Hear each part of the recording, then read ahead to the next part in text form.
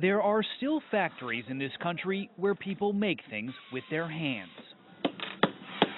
And at this manufacturing plant near Chicago, the product they're making is definitely hands-on.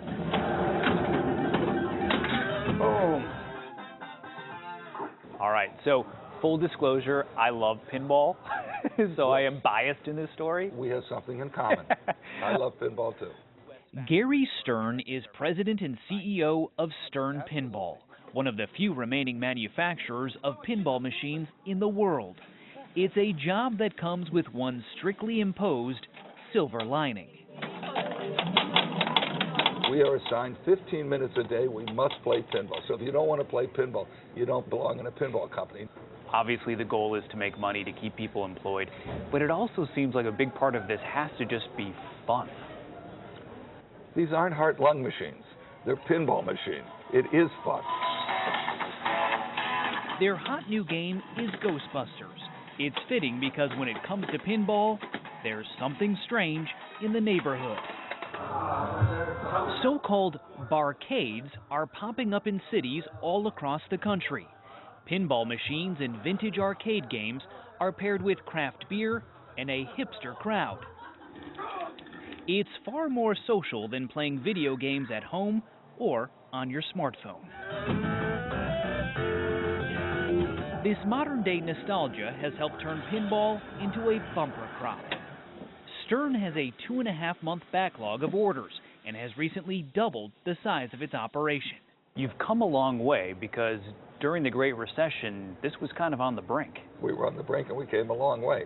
Tenacious people work very hard. Others play hard. Zach Sharpe is currently the number 3 ranked pinball player in the world. So when you tell people you are a competitive pinball player, what kind of reaction do you typically get? He says, but I'm also married. Yeah. His brother Josh and his father Roger play too. Why do you think there is this resurgence? Because it's so real.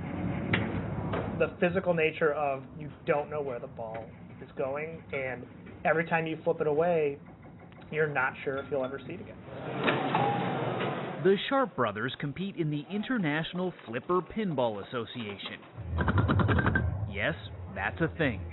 10 years ago, it started ranking its players. And in 10 years, the 500 players have grown to 45,000 players, and the 50 events per year has grown to almost 3,000 events per year. But none of this may have happened if it wasn't for Zach and Josh's dad.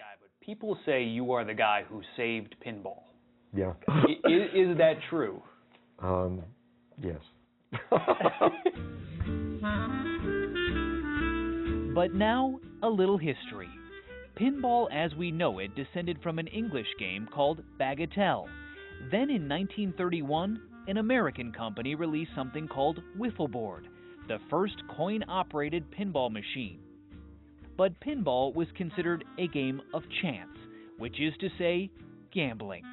So for decades, pinball was banned in major cities, including Los Angeles, Chicago, and New York, where then Mayor Fiorello LaGuardia made a big show of cracking down on the sinful silver ball.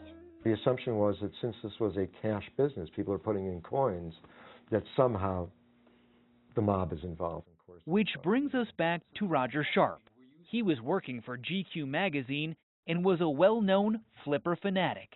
So in 1976, when New York City Council was debating lifting its pinball ban, they called Sharpe to testify.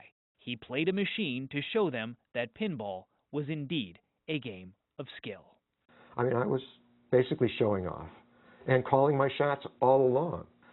Did I save pinball? I think I altered its course. New York legalized the game, and that got the ball rolling again in most of the country. Pinball even took center stage in the Who's rock opera, Tommy.